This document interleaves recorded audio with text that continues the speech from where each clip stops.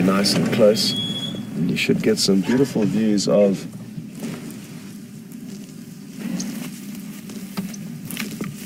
these little oxpeckers. You get two types of oxpeckers that will feed on buffalo, the red-billed and the yellow-billed, but we only really get to see the red-billed here. Occasionally we may get lucky and see their slightly bigger cousin, the yellow-billed.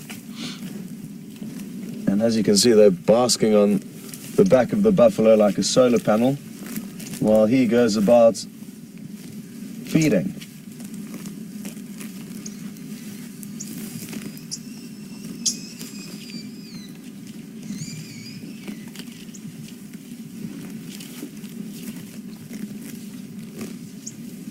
So they're not quite ready for breakfast yet. They're happy to warm up and probably try and look for some parasites to feed on a little bit later.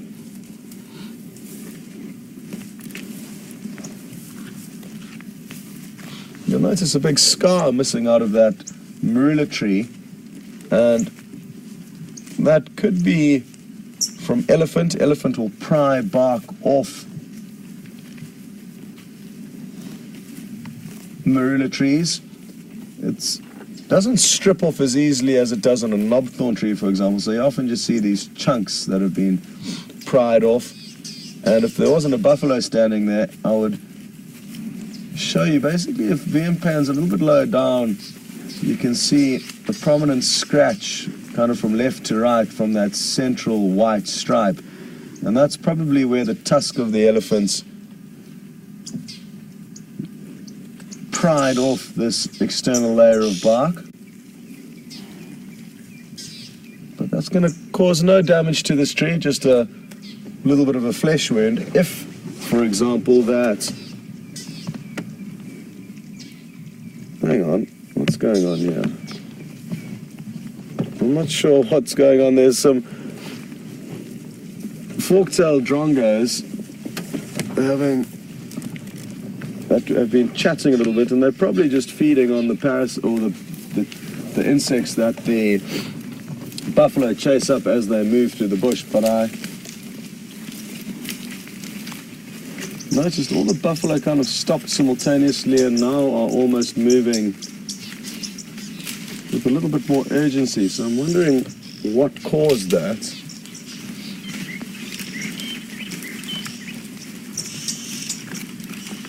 Anyway, maybe they've got wind of some danger in the area, but there's nothing evident to us.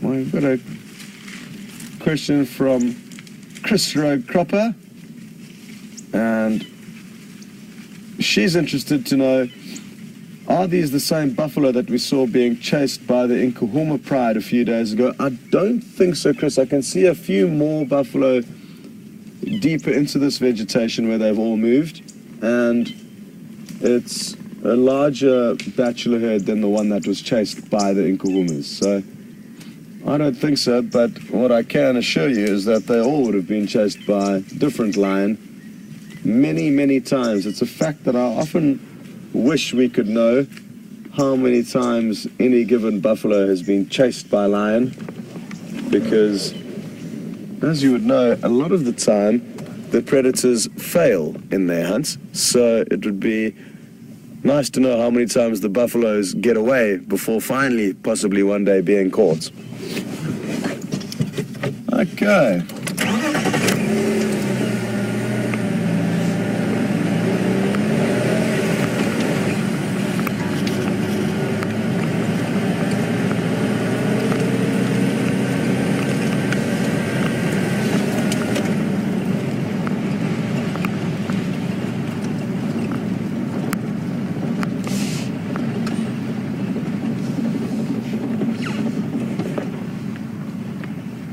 Oh, this is really interesting.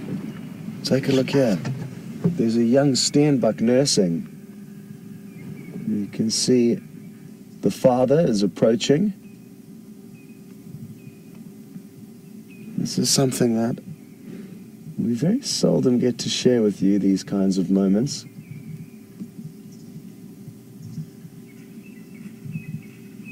And it looked like the male may have other intentions.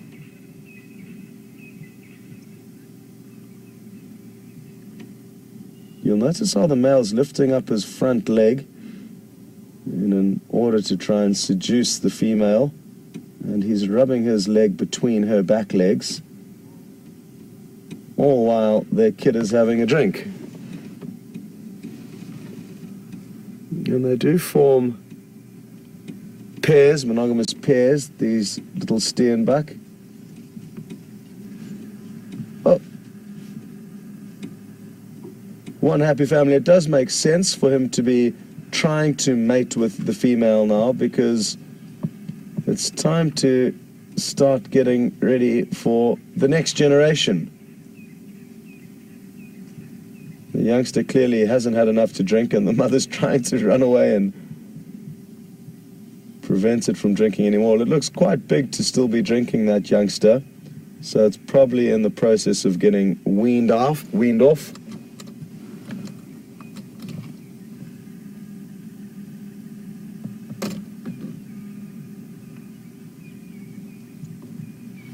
Great. Well, from the mighty Cape Buffalo to those tiny little steenbuck, they're probably only about knee high, probably weigh around 10 kilograms or so, 20 pounds, so a lot smaller than the Cape Buffalo, and very cute to see that youngster nursing. Well, we're gonna continue. We're approaching the boundary with Arethusa. There's a chance we could head into Arethusa. I'm just going to get an update from the guys on the radio now. And while we do that, we will send you back to James, and he can update you on how his morning's been coming along. We'll see you later.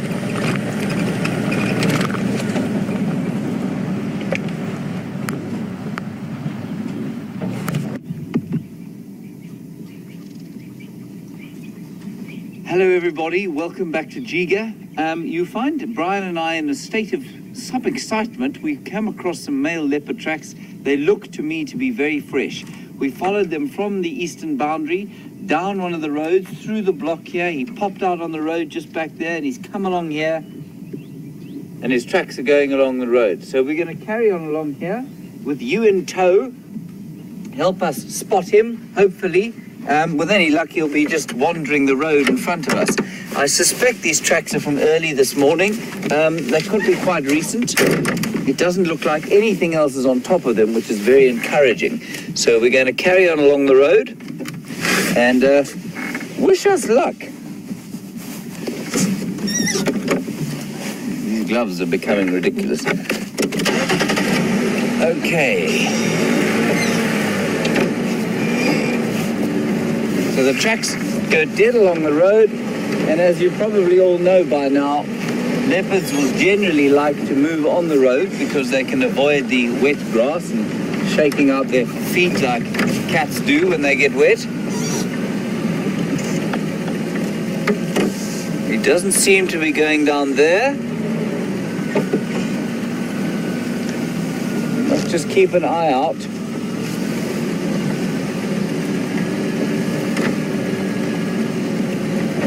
Brian, is he your side? No, here he is. No, that's not him. Can you see him there? Brian watches the left and I watch the right. You got him there? Brilliant. He's on the left-hand side of the road so far. I can still see him there. Very important to keep an eye out, of course, not just on the road, because they don't often walk in the most predictable fashion, especially if they're hunting. Now, I think that where we are, the male leopard is probably in Mvula. This is his sort of area, or one of his areas. Now, I don't see him anymore. Brian, have you got him there? Let's just go to the next sandy patch. It's a bit difficult here.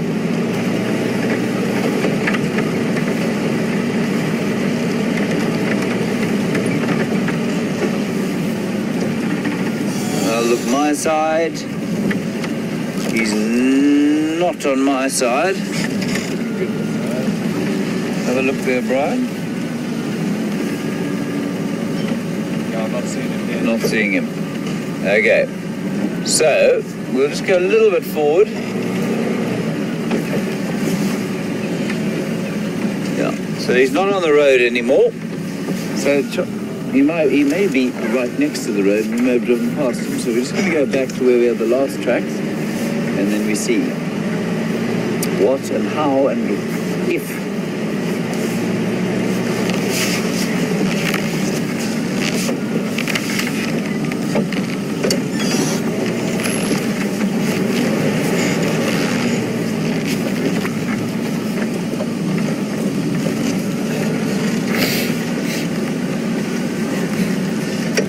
Hello, Tom. A lovely question and a lovely topic. You've seen a video of a leopard that has killed a baboon and then sort of adopted the youngster. Tom, I've seen a number of videos like that. I've never seen it live myself. I've seen it with lions on video. I've seen it with leopard.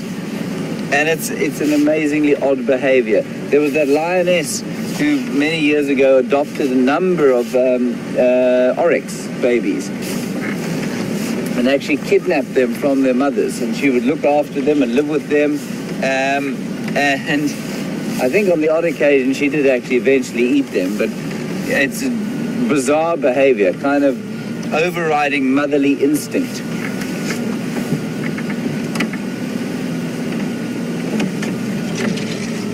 I'm just keeping an eye out here. Are some elephant tracks too, which is very nice. Brian, you keep an eye out off the road if you don't mind. So it's round about here that Brian had the last tracks.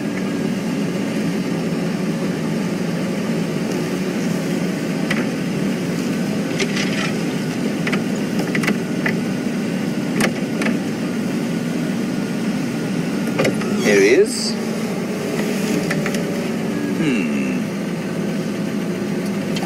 So he is going down the road here.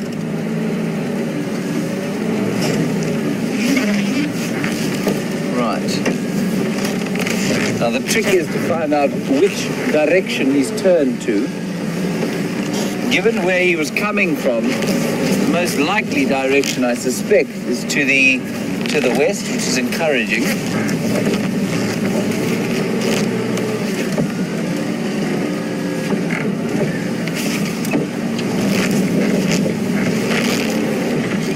Right. So, if you're a leopard and you're walking along a road like this, what you're probably doing is you're marking territory, and you're also keeping an eye out for whatever you can see, which might turn into a nice meal. Now, what you may well do, a little bit of a path that goes through there, what you may well do is spot something, and you'll then go into stalk mode, and then it becomes almost impossible to try and track, because first of all they go off the road into the grass, and it becomes almost impossible to see where the tracks have gone, and they will start to move in an irregular fashion, going from bush to bush, bits of cover to bits of cover, whereas when they're territorial marking, they tend to walk in a fairly steady, straight line. We're just going to listen briefly and see if we can't hear anything in the way of alarm calls. Birds or squirrels. You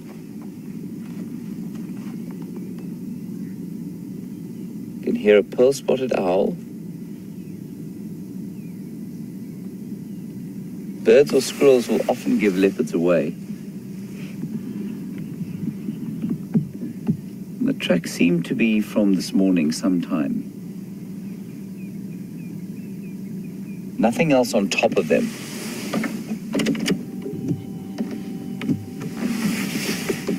All right, so we're going to drive very gingerly forward and see if we can't find where they've gone off the road.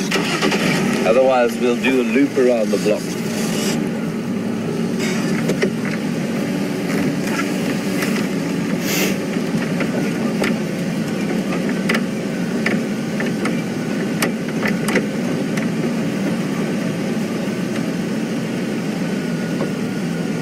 There are plenty of other white-tailed mongoose tracks and that sort of thing.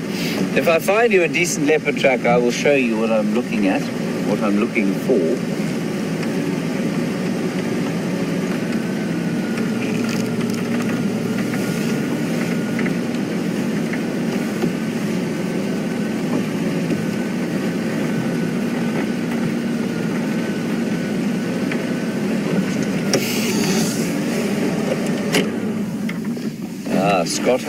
Scott also had some tracks around about this area this morning, and I'm just going to get hold of him and find out where they went. Scott, do you copy, Scott?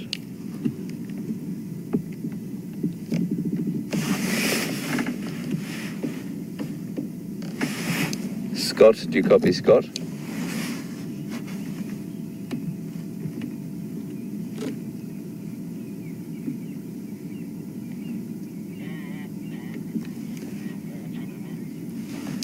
Hello, Scott. I believe you had some male leopard tracks this morning on Central Road.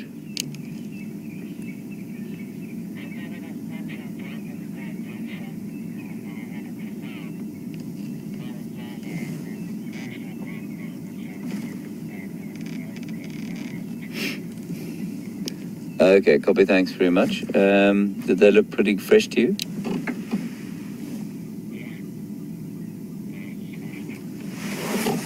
Okay, copy that.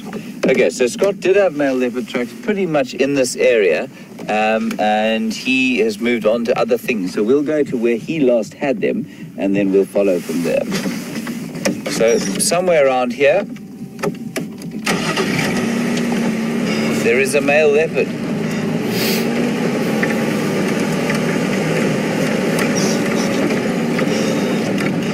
So we'll go to the next junction, which is where Scott found them.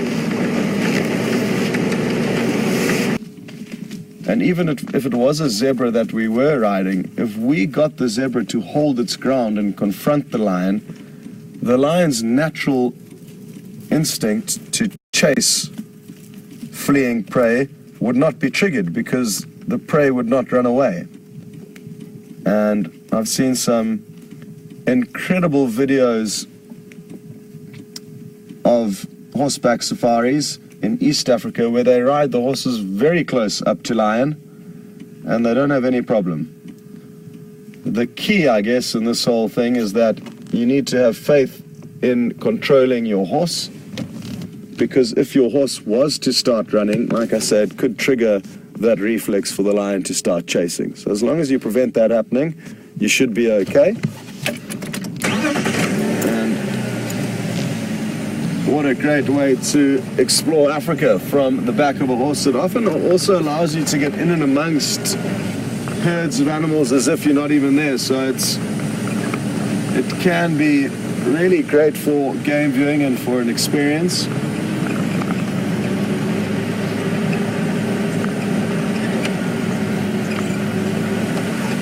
Okay, well, I've just seen some elephant tracks. So maybe they're of the same animals that we heard earlier. They appear to be heading in the same direction that we're going in. So we could get lucky. The audio did sound quite far away though, so it's a bit of a gamble. It wasn't close to us, but the place that the zebra are going is in the same direction we're going, and we keep intersecting them.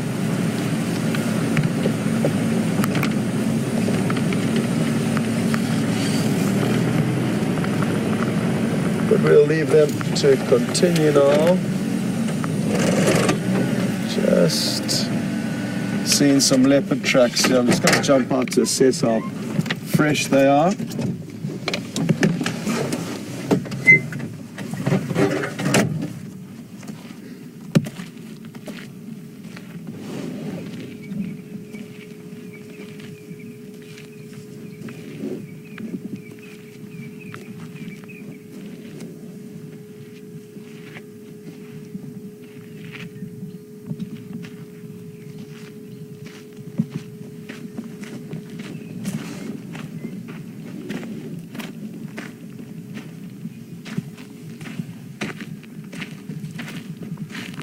Obviously not very fresh because I've only seen one track, and it must be in between where the vehicles are driving at this intersection. And if we were to see more tracks, then we'd know that the leopard has moved on top of the vehicle tracks. But because I've only seen one in the centre of the road, it is indicative of an older track. So sadly no luck there. But still nice to know that a leopard was walking down this road not too long ago. We're a few days late.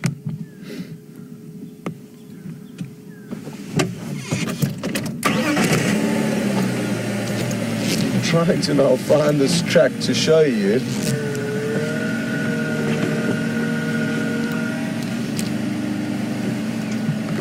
I think the track that I did see, I may have driven over shortly after seeing it, so now I can't even show you the track that I saw. Apologies for that.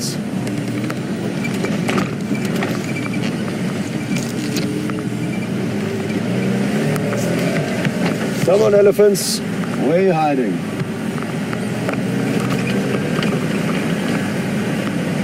A bolus, almost the size of a soccer ball. And then as VM pans up a bit, you'll see the branches of a weeping wattle that they've stripped the bark off. They weren't interested in the leaves, simply the bark. And these tracks look nice and fresh. Like I said, it could be from the elephant that we heard trumpeting this morning. Where have they gone? That is the next question. We'll continue. The tracks look like they could well be heading in the same direction that we're going in. As I was saying though, with any animal, if conditions become highly favorable, reproduction rates will increase. And because there were a lot of water holes artificially placed in the Kruger National Park many years ago, it was believed that it was a good thing. Now they've realized that it's better to have less and also to manage the few water holes that have been put in place. And since they've been managing them more effectively, they've noticed that elephant populations are not rising as fast as they used to, which is good. And that way we don't have to come in and cull them. Elephant culling is a very brutal business, and there's no nice way to do it. Sadly, you can't pick off one or two of the older members of a herd. You have to wipe out an entire herd at a time, from the smallest to the biggest. And even though the conservationists involved in that will feel very strongly that what they're doing is correct to keep elephant populations at a correct number or a sustainable number, imagine having to be the person to do that. It must be absolutely terrible. So, thankfully, that is not the case. And I'm just going to move this buffalo thorn tree out the way here.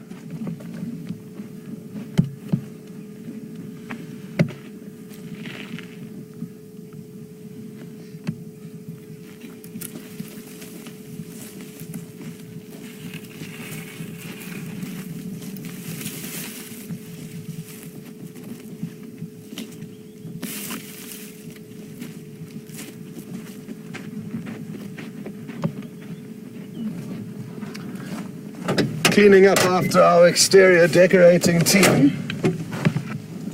That wasn't the best position decoration. So sadly the elephants will have to rethink that little plan that they had.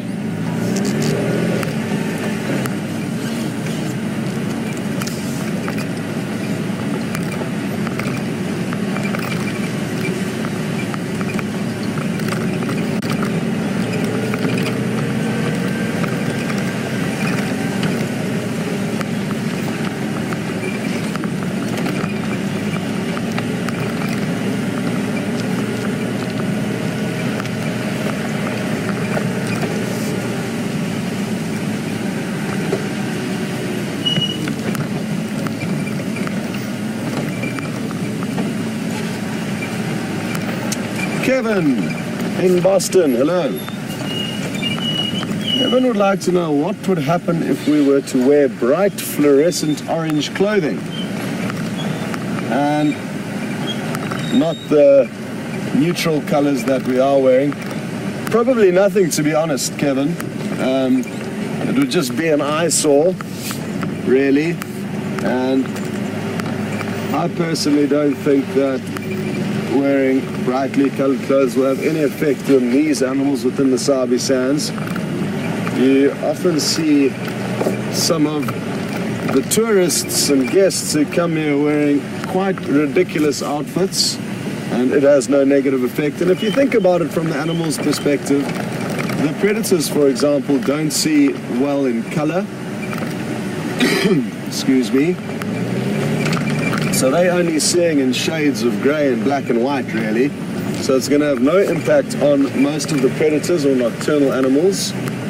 And in terms of your daytime animals, you could wear bright orange clothing, but in a camouflage pattern that could still help you to creep up on kudu or elephants or any animals like that.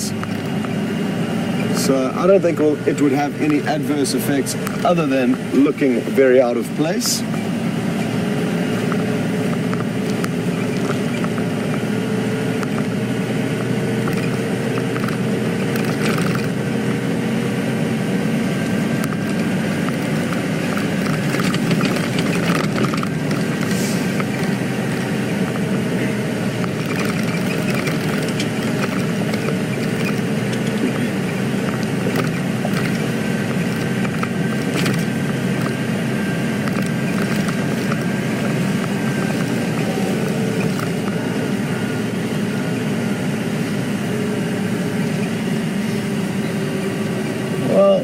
Interesting update from Billy Joe, and Billy Joe has noticed or seen quite recently some pictures of a massive African rock python that was found dead with a porcupine stuck in its belly. And it had made a massive, massive kill. It was a 12.5 kilogram porcupine apparently that it had swallowed. Now, swallowing it would have been relatively easy because snakes will swallow their prey head first, meaning the quills would have slid in to its mouth quite easily. However, obviously when it got into the stomach, the quills somehow got lodged in the intestines and caused the unfortunate python to die. So it was cut open, and then the porcupine was revealed because they wanted to get to the bottom of how the snake died. And isn't that really, really interesting? I mean, the mere fact that the python did catch and kill a porcupine is quite a surprise, and then that it ended up dying because of it is also very, very interesting. So yeah, I did actually see pictures on that. And what I love about being out here in Africa is that even though you may have your general trends of what may happen and what animals certain animals may prey on, you always get these bizarre scenarios that keep us guessing. So thanks for sharing that with all of us, and we're gonna link you back to James to get an update from him, and we're gonna continue searching for anything of interest out here. The elephants seem to have disappeared, but we'll see you all a little bit later.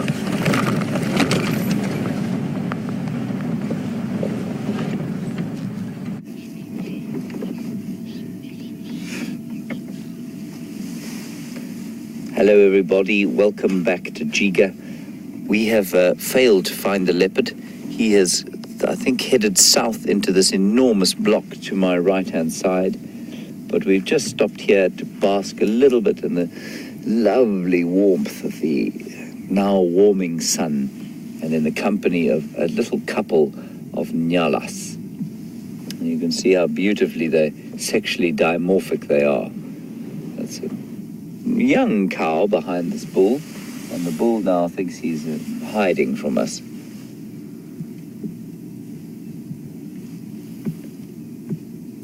Just beautiful antelope. And I must tell you, as I stopped here, I was feeling a sense of frustration at being unable to sort of directly track Mvula. And as I stopped, I just felt the warmth of the new sun shining on my face, and I thought, all is well with the world. We'll just wait here and see that Nyala doesn't pop out. Otherwise, we'll drive around to see if we can't get a better view of him.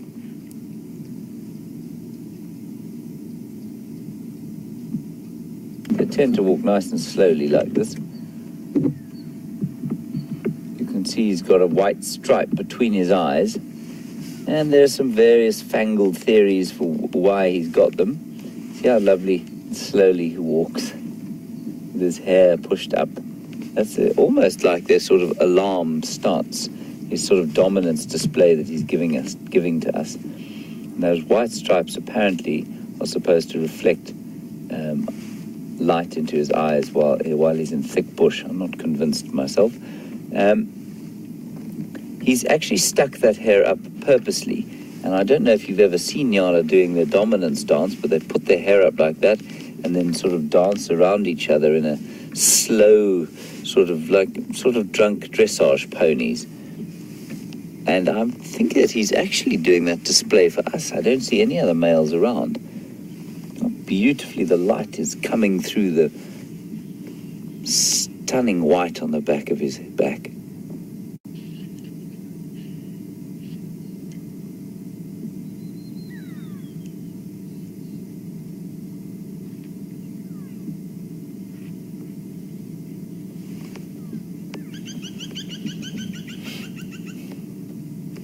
Look at that colour. He's definitely displaying for us. Hello, big boy. Yeah, no, we are terrified of you. Just keep doing it. He's just looking to see that the cow is following, and she's just coming behind him, but we'll stay on the bull.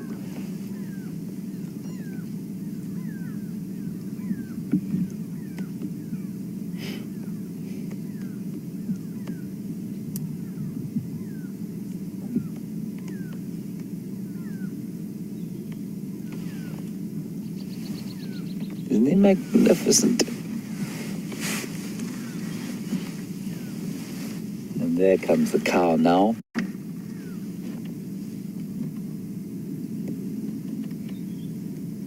She looks to sort of be wondering what on earth the fuss is about, why he's got himself into such a twist.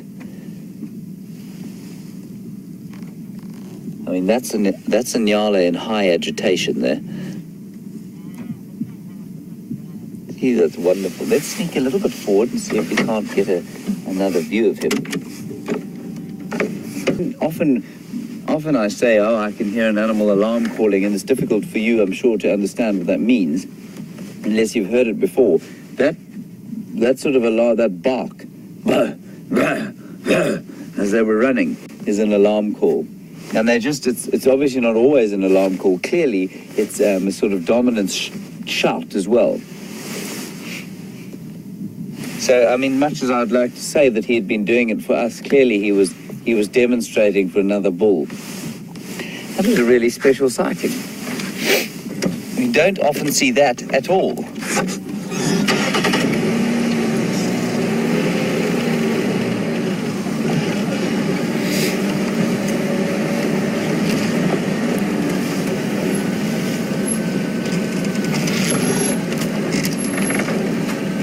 A lot of you saying how dainty and twinkle-toed they are, and I must agree with you. They are very dainty and very twinkle-toed indeed.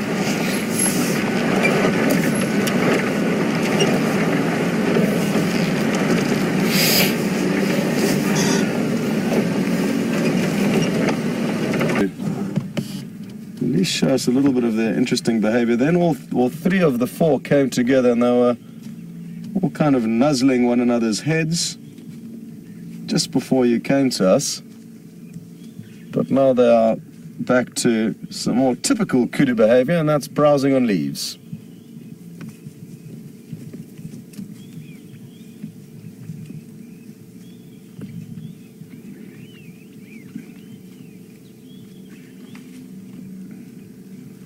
Now, what I've loved about this morning's drive, and between the two different vehicles, we've managed to show you a lot of different game, a lot of different species, and I guess that's almost thanks to not having any big cats stealing the limelight. And it just goes to show how naturally the drives will develop and allow different animals to showcase their beauty depending on the specific day. And today the cats have been eluding us. But the drive's not over yet, so there's still a chance we could bump into any of the big cats, and we're certainly going to keep searching. Yeah, I'm just going to ask you to pan across to the left quickly. There's some impala that momentarily were sparring one another. They may have another little go at one another quickly. So it's not only the male kudus that are a bit worked up this morning, you could say, trying to mount one another, but also the impala. The impala, however, have finished their mating already. And these two will simply be practicing for next year's rut, where they will compete with one another. And let's see if they do it again. Oh, surprise! There's two more! Look at the speed of them and the speed of VM on the camera, both impressive. But incredible to see their agility. And it gives you an idea, these are two much younger bulls. And isn't this wonderful? The dust getting kicked up from their hooves, and even more have joined.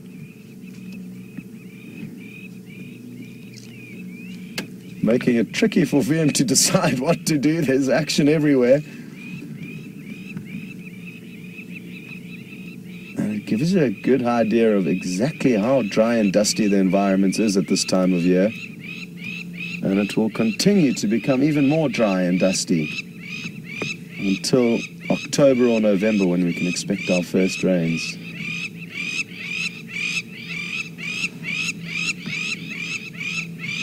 There's some lapwings flying overhead, making that racket.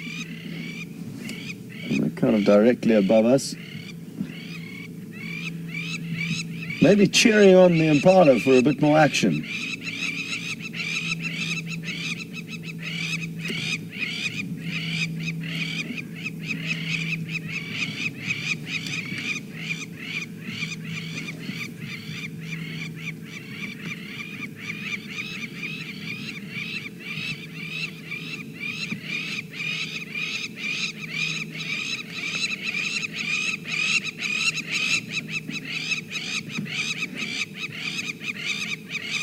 Now, it's interesting that we are watching these impala vie for dominance, or at least practice vying for dominance.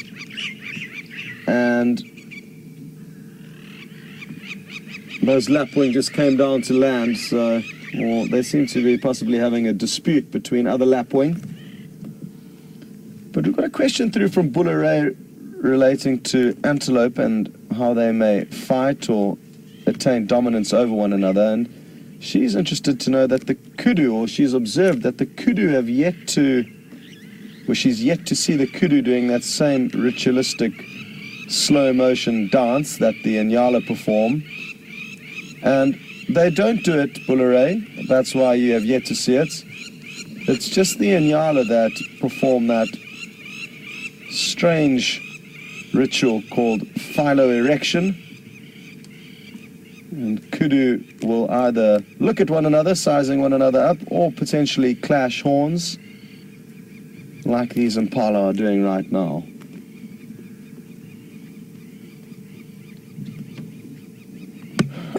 I'm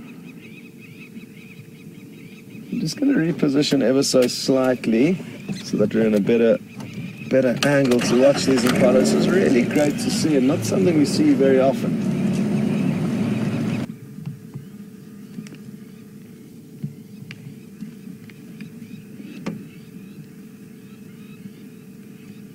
And it certainly is making for some wonderful viewing. It's great to notice the different size and shape of the different aged impala here.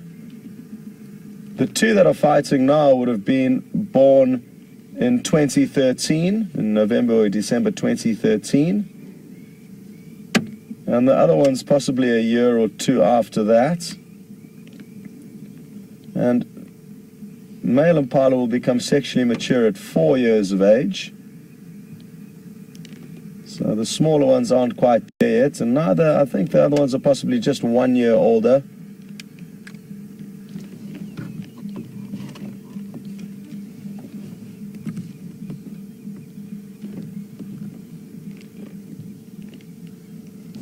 Well, Molly seems to think that the impala are really looking in good condition, and they certainly are, but I'm fairly confident that they would have been in their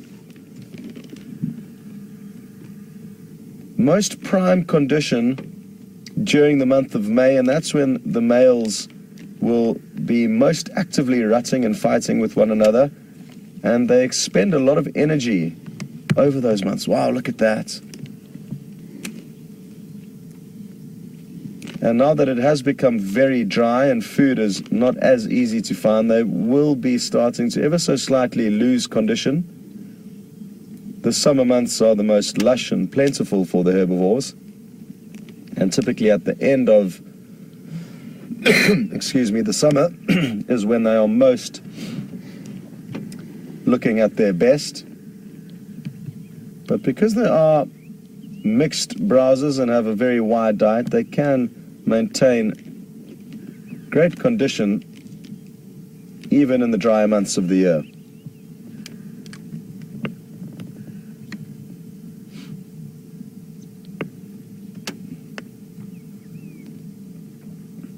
And isn't it wonderful that we are not only viewing these impala fighting, but viewing them fighting live? This is happening this very second.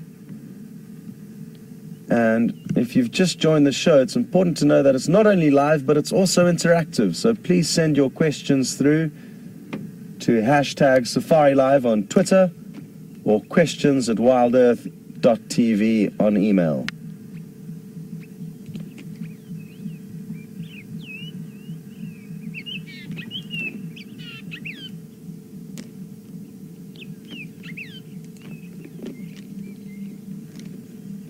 You can see the kudu making their way out in the background, and you can also hear the horns of these impala clashing. It is possible that they can kill one another when fighting. It doesn't happen often, but on 2 separate occasions on walking safaris I've come across freshly impaled carcasses during the rutting season, and those horns are very, very sharp. And we were just chatting yesterday, there goes another kudu in the background. Awesome. What a beautiful scene this is.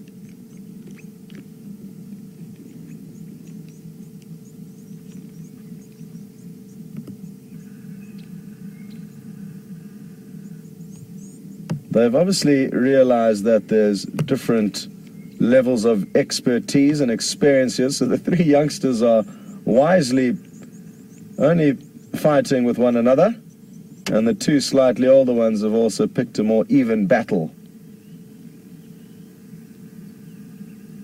But now, as I say that, let's see if there's a bit of bullying that occurs here. The one larger individual has, oh, no, back to the even bout. And this is very playful now, and I think it's because it's warming up and they are feeling quite jolly this morning. And they can now take this time to play around with one another. It's very useful play because, as you can see, they are practicing what can be quite ferocious battles. We managed to show you one, or I did at least, during the actual ruts. And the intensity of those clashes was far greater than this. And rightfully so, it's not worth taking risks. The animals often don't have health plans or medical aid schemes and good doctors like we do, so us as humans can tend to take bigger risks and under-rationalized risks, whereas animals will like to often rationalize their behavior, and that makes perfect sense, I guess.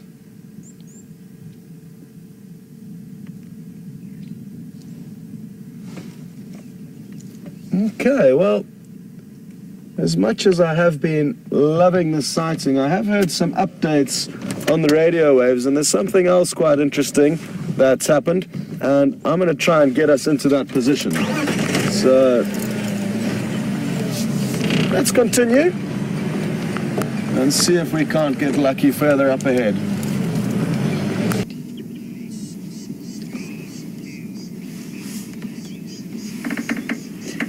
Hello everybody, welcome back to Jiga. We're now sitting in the company of some rather magnificent antelope, the waterbuck, Cobus ellipsiprimnus. They're 4 young bulls, and they're often in this area. And they will just be very nervous of staying around the territorial bulls of the area for too long, because they are nowhere near dominant yet. But they're rather splendid fellows.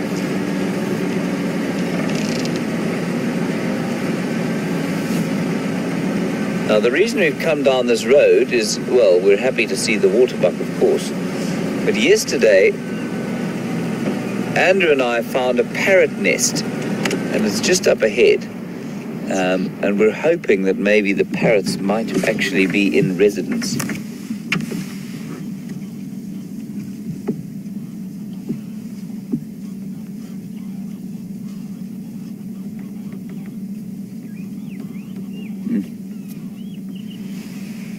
Very beautiful, and they're attended, of course, by the ubiquitous drongos, and you can hear the parrot calling in the background there.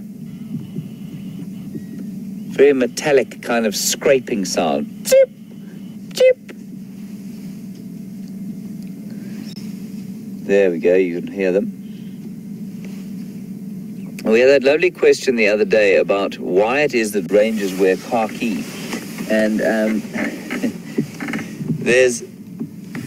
I gave you a fairly lengthy explanation of the fact that we wear it because people expect us to wear it, A, and B, because it became traditional with the sort of theme of the great white hunter, and that's what they used to wear. If you look at the waterbuck now, I can just about see them, and they're a grey-brown. They're much darker than the khaki that most of us wear, and it makes them far more difficult to see, especially in this vegetation. You can see how perfectly colored they are for this vegetation type. And that gray-brown color, I think, is by far the best color you want to be. The paler you are, the more obvious it is going to be for animals to see you. And that's because the light tends to reflect off the brighter colors. See what a brilliant color they are.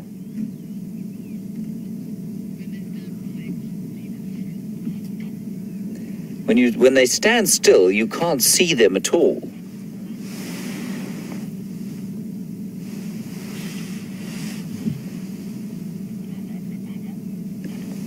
But we'll just sneak a little bit forward. You can see the white on their backsides, of course, which is probably supposed to be a following mechanism. We tend to kind of write off any back end whiteness as some sort of following mechanism. Any unusual thing on the backside is a following mechanism. I'm not always sure that we're correct.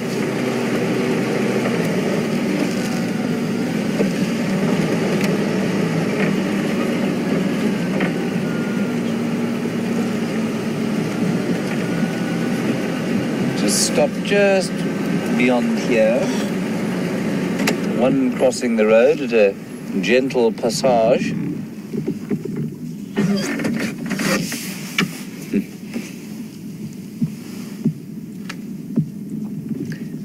Now, when the bush goes green, of course, you might think to yourself, well, that must stand out against the green. But of course, in the green, the big advantage is that when it's green and thick, you can actually get behind the bush, And so being less obvious isn't such a crucial thing. Also, to become green as an animal is, I don't think any mammal's achieved greenness actually, and it's in fact one of the most rare pigments in the bird world. The color green seems to be quite difficult to manufacture,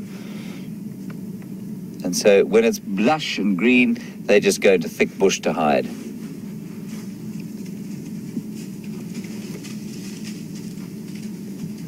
A number of references to dressage today. There's waterbuck tend to have a very attractive extended trot for those of you who are perhaps horsily minded.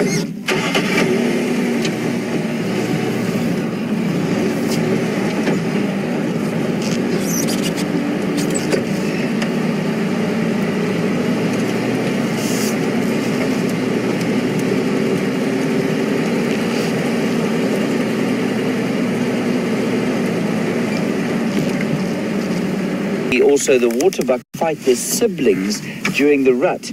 Absolutely, they'll fight their siblings. They'll fight everybody. All other males of breeding age during the impala rut are fair game for a fight. There's a big bull there. Can you see him there, Brian? He's just sort of to the right there, yeah.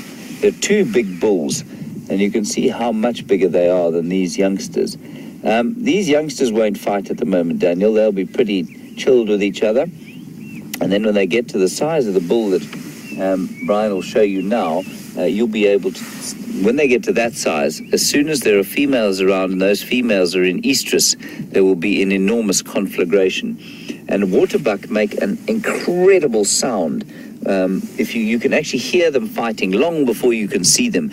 Their great skulls clashing into each other with a tremendous thump and a sort of echoing clatter.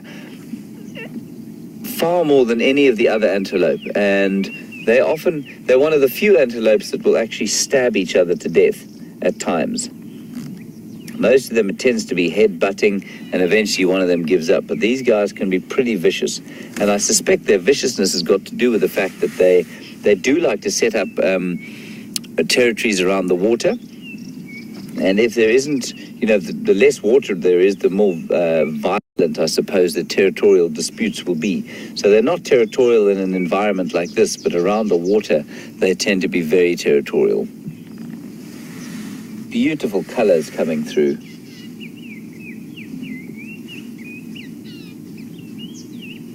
Really nice sort of winter light filtering through the grey. There's something about the combination of green and grey and gold and grey that's just very beautiful. You can hear the drongos. You can hear you can hear a little bird party going on here at the moment, and a whole lot of the drongo. That you can hear. There's a drongo mimicking a robin. We've got southern black tits, crombecs.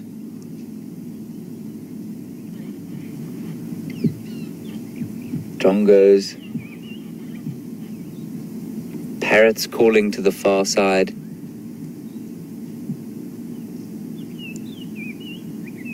Isn't that lovely?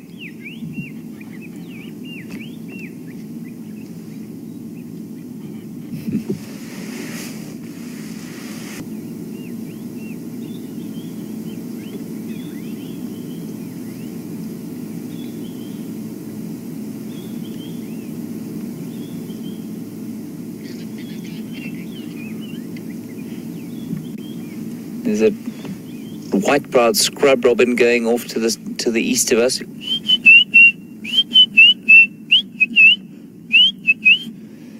And then that drongo is actually, he's also doing a black-crowned chagra, which goes...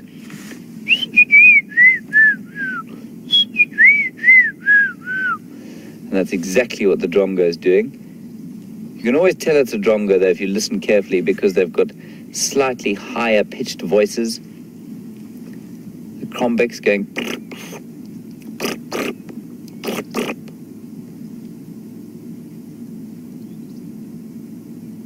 Little wax bills with their waxy or their very strident little whistles.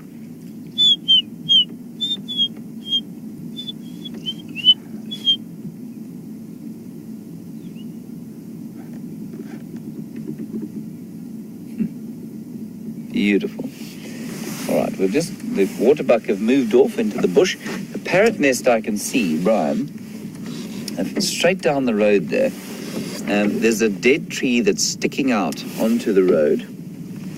You see what I mean? Mm-hmm. So when we get up there, you might have to be quite smart with your movements. Oh, there's a batelier sitting on the parrot's nest. You see that? There's a batelier there. There's a parrot nest on that tree. It's on the underside in a hole. And I'm sure the batelier is there by chance, but it might be quite interesting to see what comes out. Let's go and have a look.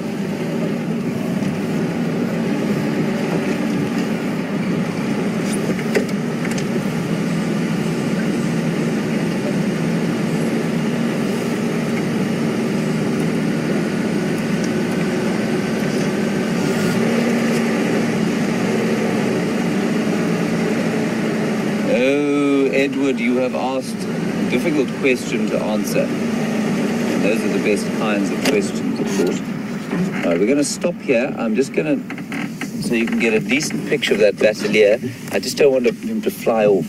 So while I answer Edward's question, Edward, you want to know why it is that drongos will mimic other birds. In fact, and therefore you can ask a further question, why do any birds mimic other birds? So out here we've got the robins that do it, we've got the drongos, we've got the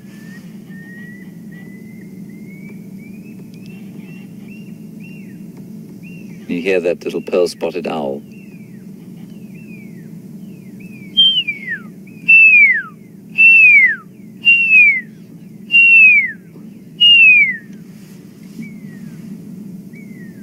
Wonderful. Anyway, Edward, the larks do it. The Sabota lark is a particularly good mimic. The jury is probably slightly out on as to why birds do it.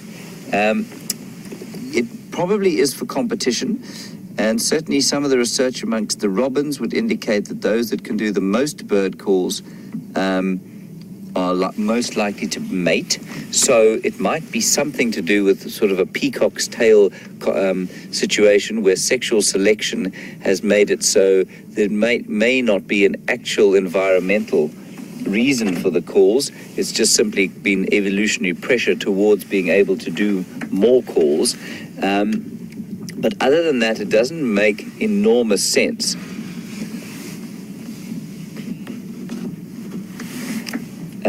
And so I'll get back to that now, Edward, and there are a few more things to discuss in it.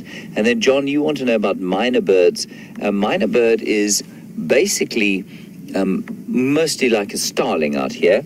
We don't have any minor birds here. They're not related to the drongos particularly closely. We do have a minor bird in the area, and that's called an Indian minor, but it's from India, not naturally occurring in Africa. The one other thing just to say about the mimicry, Edward, is that I don't believe that it fools other birds. So, for example, when a drongo does a pearl-spotted owl call, if I can hear the difference, I'm pretty sure that the birds can hear the difference. So why it does that call, I'm really not sure. And if it's only the males doing the calls, it's difficult to say. So there's a lot of interesting information on bird mimicry. Of course, if, for example, and I'm going to try and get a bit closer to that batelier now, if a bird does mimic, so let's take a robin, for example, and we know that the robins that can, the male robins that are able to mimic the most birds are more likely to breed. And that might be a sexually selective thing where that's just occurred over time. But the question turns into why. Why is that an advantage? Why would a female select a male that can do more calls? What is it indicating to her? By the fact that he can do that many calls, what's it indicating? It might simply indicate that the offspring will also be able to make more calls and therefore attract females, and so you get into this sort of positive feedback loop. But if you go backwards in evolutionary time as to why that actually happened, why that sort of sexual selective pressure started to be exerted, it becomes more difficult to answer. One of the theories is that they make a territory sound full, and so there's more food resource available, and that then might attract more females. That's one of the theories. Edward, lovely question. Thank you for flummoxing me this early in the morning. We're going to try and get a little bit closer to that parrot's nest and to the batelier. Beautiful bird, the batelier. You will read books that tell you that batelier means tightrope walker in French, because it flies like this. I've never met a Frenchman who can tell me what batelier means, though. So if you happen to be French and watching us, and you know what batelier means, please will you let us know. I've had a number of French guests, and I've said, oh, look, there's a batelier. It means tightrope walker in your own language. And they've said, no, it does not. It is not a word we understand. So if you can perhaps find out for me what batelier means, if you are French, I'd love to know. B-A-T-E-L-E-U-R. B-A-T-E-L-E-U-R.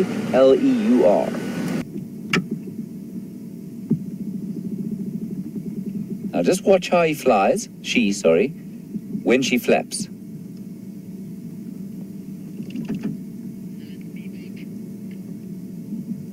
Beautiful. So I have my own theory for, in the absence of a genuine French person telling me why that thing's called a batelier, I suspect it may well be a word that has been sort of derived from the way it flies. It flies, if you see it flapping its wings like that, it looks like a bat in flight. I don't know if you noticed that. It doesn't fly with deep wing beats like most of the, you watch a vulture take off. They've got much deeper wing beats, and same with the eagles. That bird's got very kind of fast wing beats to get up into the air quickly, and a bat flies exactly the same way. Well, not exactly the same, but in a similar fashion when it takes off. And I wonder if that isn't where the word came from, where the name came from. I don't see any parrots. We'll just show you the hole.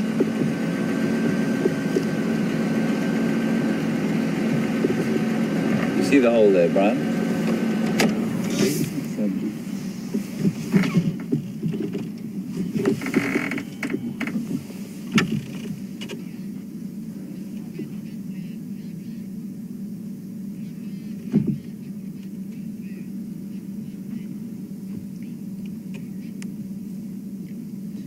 So from Chris, we have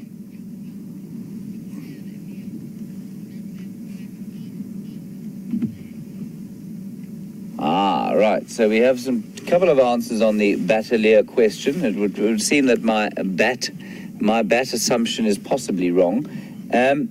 Apparently, a middle-aged old French word this is from Chris and others in Zurich, I think, in Switzerland.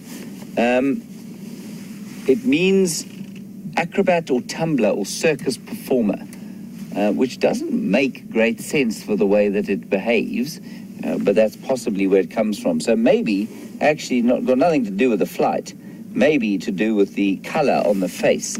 Now that would make a lot more sense. So thank you very much for all your answers on that, and we'll press on. There are no parrots here.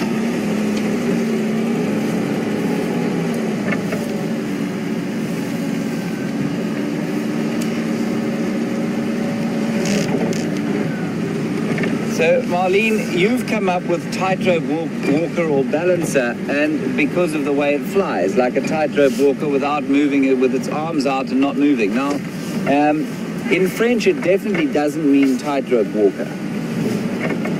So I think acrobat or tumbler I have heard before, and what I suspect is that it's from the face color rather than from the flight.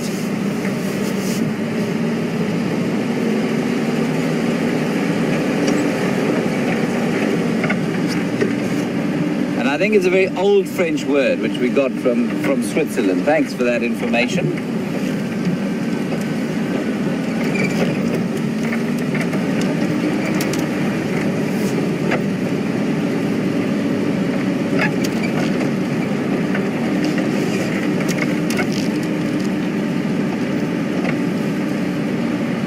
nice question from Jake and Kylene about the Batelier. Jake and Kylene, you want to know how rare is it to see them? In this area, Brian, I suppose we probably see them every day, really. So we do see them every day flying over or like that in the trees. But they are long-lived, slow-breathing birds, and they don't survive outside of protected areas. They don't survive in farmlands or in cities because they tend to need, I'm assuming it's because of the amount of prey available, and they eat quite a lot of carrion, but they have a very sort of specific niche that they need, and they can't be disturbed. So they don't survive in fallow lands or in urban forests or farmlands. So they really need these protected areas.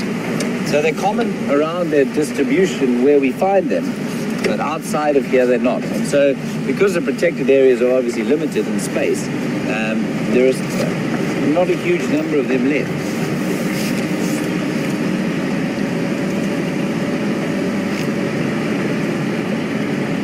So we're now on the deep southern boundary.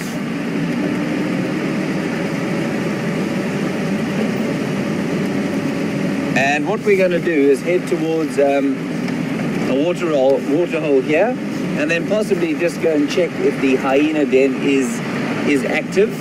It was yesterday, which was great.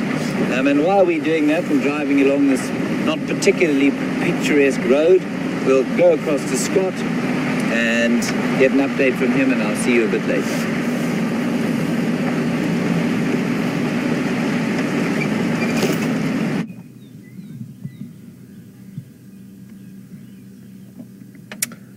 Well, I've got bad news, everyone, and apologies for getting all of your hopes up.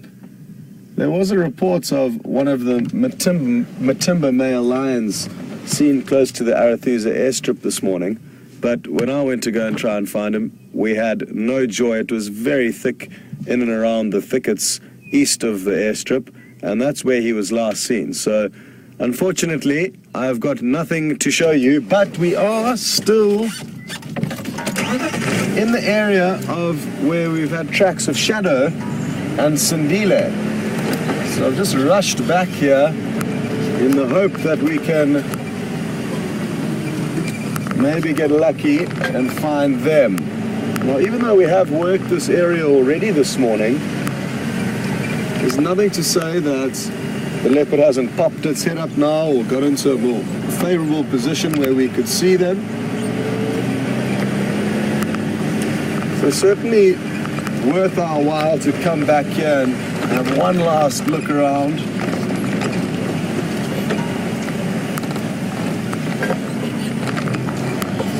What will happen with female leopards who leave their cubs when they go hunting? They often move in circles, circular movements back towards where they've left the cub. The time frame in which they'll return to the cub varies greatly on the individual leopard and the circumstances that she is facing. But there is a chance that she also could be coming back into this area, laying a fresh set of tracks, which will help us to fine-tune the search.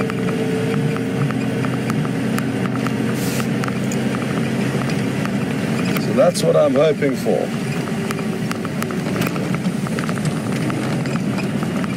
Happy to hear that you had a beautiful sighting of Batelier eagles. They really are spectacular looking birds, and again it's just great how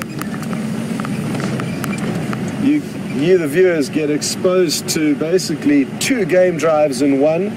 The guests who are out here on safari are stuck on the vehicle that they head out on in the morning, whereas you guys have the benefits of chopping and changing between the two, essentially doubling what you would typically see on a drive. But I guess it all depends on whose vehicle you decide to jump onto.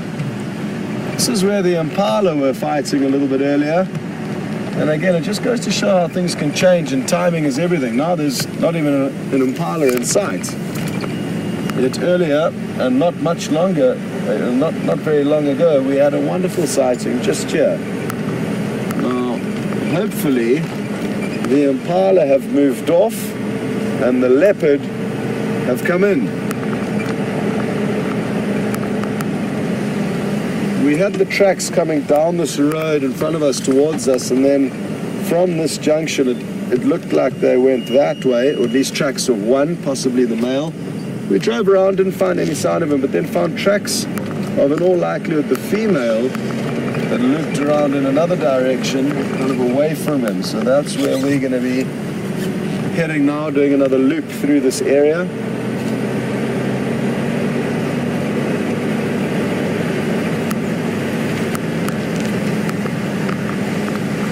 I haven't copied any updates. Just wondering where the Birmingham Coalition located this morning.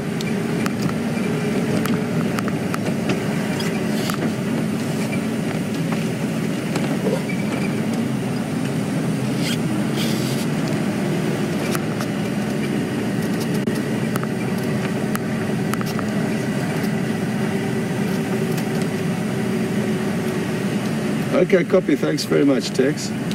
Well, I've just got a really, really interesting update.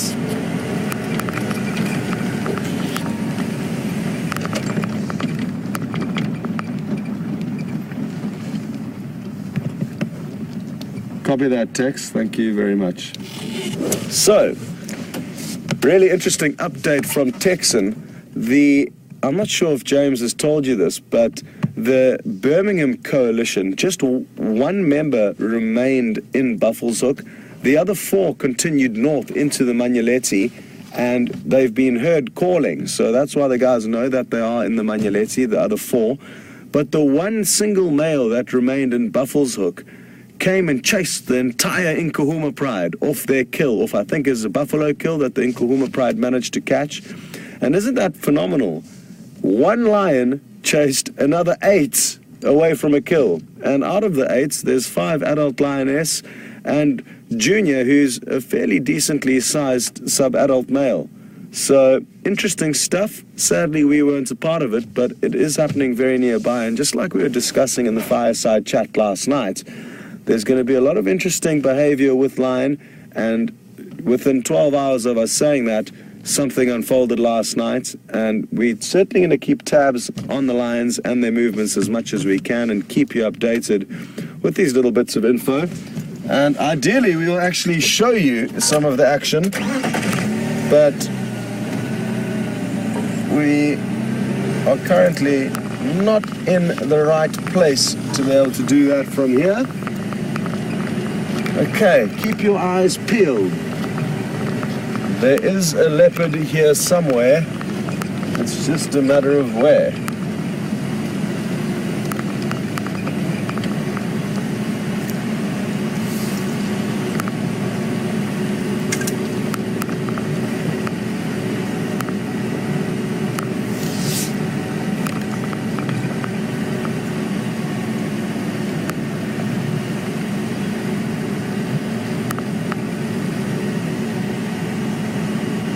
We've got another lion-related question that's come through from John in California, and it's not a light-hearted question. It's quite sad what actually happens in Africa, and John's interested to know, is there still canned lion hunting?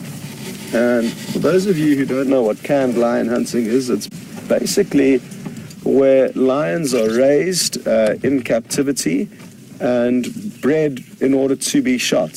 So, there's impala running around behind us here.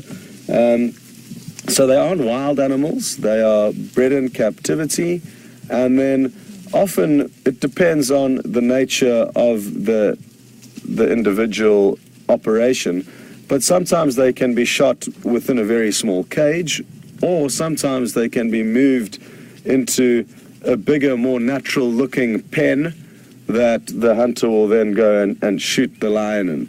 Now, all of these obviously are very controversial, and ethically, some people may disagree completely with what's going on. So, what did you see there, Vim? No, it's a squirrel. Okay. So, yes, it does happen, John. There's debates as to whether it's a good thing, because if you breed lions in captivities to cater for the hunter's needs, it means that wild lion can be left alone and continue living their natural life. So that is one argument that people may have be in favor of, but it's entirely up to everyone to have their own opinion. I am not going to get involved in that, but it is important to know that canned lion does still happen. Quickly, there's a bird that you've just seen with James, and it's flying past, and it's going to make for a great, great view. Look at that. Well done, VM. Now, you can see it teetering from side to side, as James described to you, and that's how it's got the name, the acrobat in French, or the performer.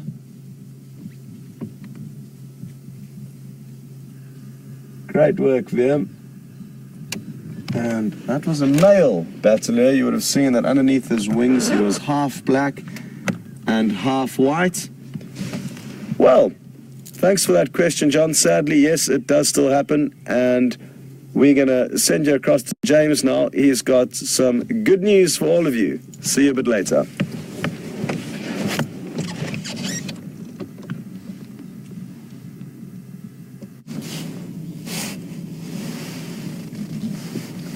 Hello everybody, just up ahead on the road,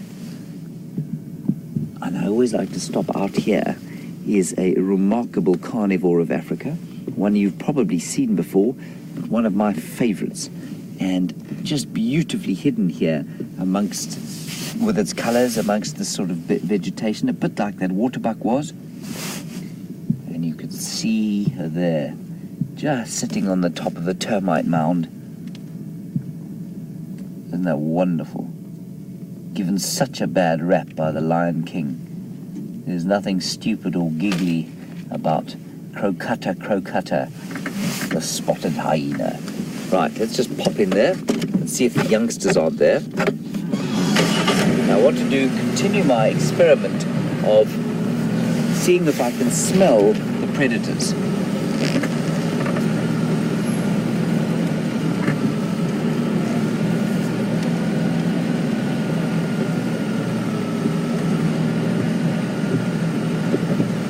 Going very slowly. There's another one there, at least two. Hopefully the youngsters will come out and try and steal the oil caps again.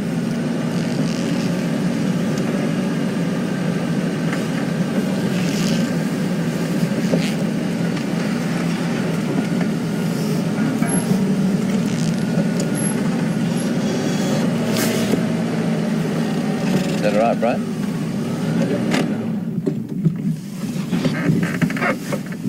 So we've got at least two adults here. I'm not sure where the youngsters are, but they might pop out and say hello to us. She's looking quite concerned at something.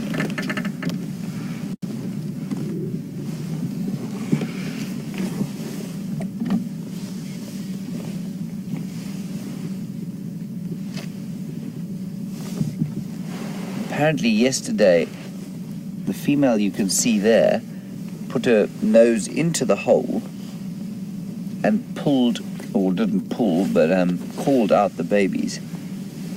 I would love to have seen that, and I'm hoping she's going to do the same thing now. I was very jealous when I heard it on the radio. So we'll just sit here for a little while and see what they do. It's starting to heat up a bit.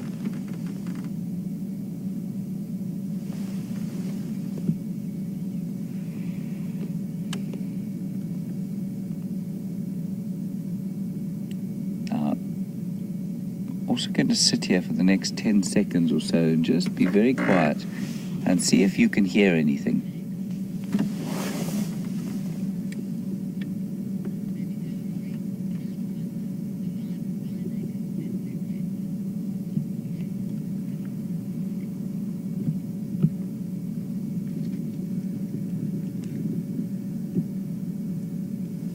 So as you've probably heard there, almost no sound at all. I can't even hear a bird calling. Just a gentle rustling of the breeze through the leaves. And if, in case you've just joined us, or perhaps you've forgotten, you might be able to, well, please do send through any questions you have to hashtag SafariLive or questions@wildearth.tv.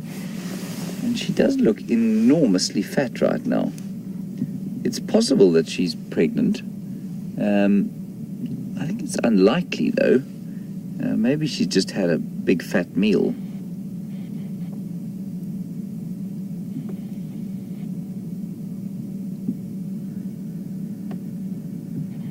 She does look astonishingly fat. She's also got a lot of moisture around her mouth, and I suspect that's from her drinking. She's probably had a big drink at one of the water holes nearby.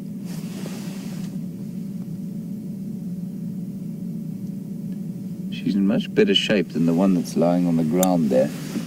She seems to have hips. Oh, here comes a little one. Brian, there's a little one to the left there. Yeah.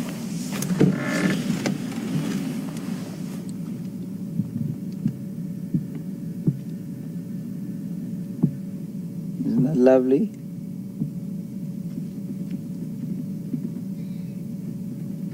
I think they're so cool. Oh.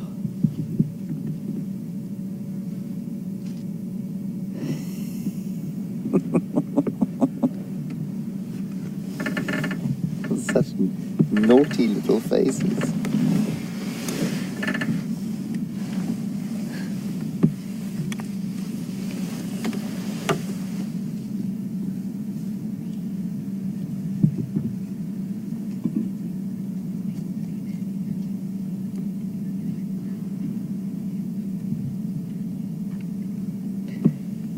Apparently this little fellow here had an injury on his right back leg a while back, and you can actually see it there. It's healed nicely. There's a little patch on his back of his right back leg. Now I'm trying to see if that's a male or a female. Not easy, despite obvious external extremities.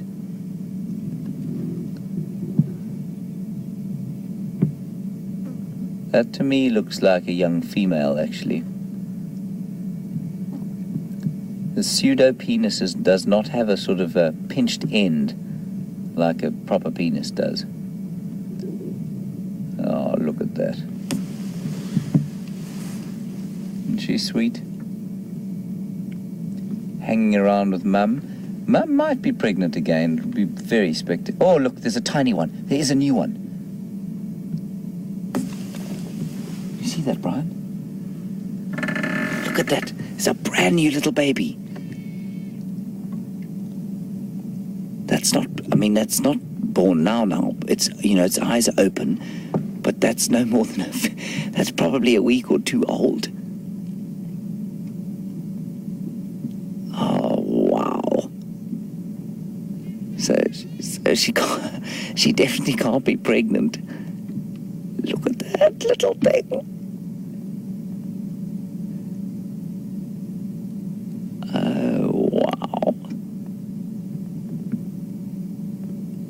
Look how sweet. Very, very nervous, but won't be for long.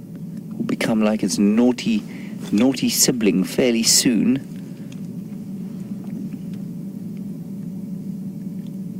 Oh, that's just too sweet for words.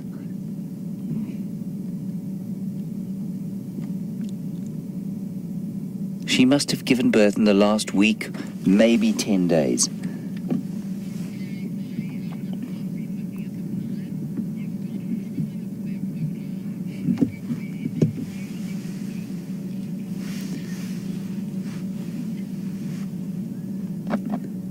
What a magnificent thing to see.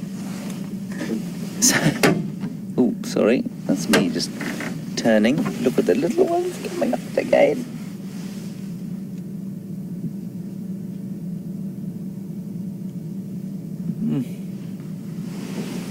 That's just very special indeed after a particularly quiet morning. We've got 3 minutes left, and so I'm going to greet you fondly on Scott's behalf. from Scotland VM. Thank you for your questions. Thank you for bearing with us on what has been a quiet drive, but on a magnificently beautiful morning. And thank you for your questions and contributions. A big thank you to Brian and from Brian on camera. He is about to show you his magnificent thumb. And a big thank you to Nikki and Tara as they multitask their way through the final control. And thanks from me especially. It's been a quiet but beautiful morning. And we're going to spend the last 2 minutes or so just looking at these incredible hyena, and especially that little baby cub that's just come out.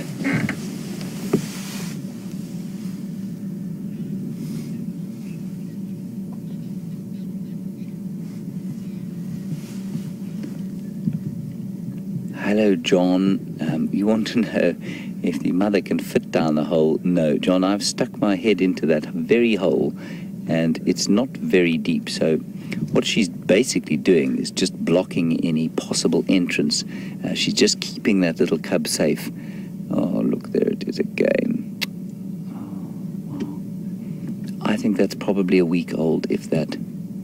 Oh, that's just too sweet for words. And she will be concerned now, very vulnerable now.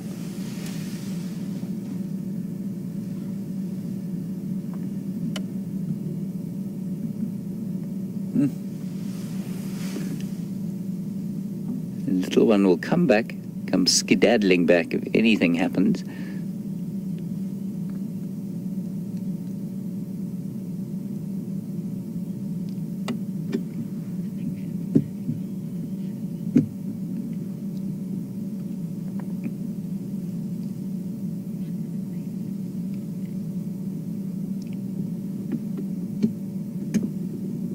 So ordinarily we might try and go around and just check what that little thing is doing the other side, but I think we'll stay here. We don't want to frighten it. And we're going to leave you in the company of these 1, 2, 3, and now 4th little hyena. And I hope over the next few days and weeks we're going to be spending more and more time with that special little cub and watching its development. So from all of us at Wild Earth, thank you again for being with us. It's threatening to be another tremendous Kruger-Lofelt winter's day. So we're going to enjoy it, and I hope that you will enjoy your evening or morning wherever you happen to be. We'll see you this afternoon.